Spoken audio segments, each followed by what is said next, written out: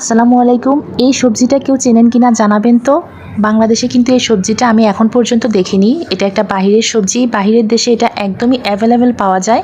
আর আপনারা যদি চিনে থাকেন অবশ্যই নামটা জানাবেন। আমিও ফার্স্ট টাইম দেখেছি, তবে আম্মুর মুখে অনেক শুনেছি। আম্মু যখন ইউরোপে ভাইয়াদের কাছে বেড়াতে গিয়েছিল তখন আম্মু বলেছিল যে এই সবজিটা অনেক মজার এবং ভাইয়ারা প্রায় নাকি এই সবজিটা আনতো বাসায়। তবে গতবার যখন আমি নোয়াখালীতে আমার বাবার বাড়িতে গিয়েছিলাম তখন আম্মুর কাছে এই সবজিটা দেখেছি। আমার কাছে তো দেখে খুবই সুন্দর লেগেছে।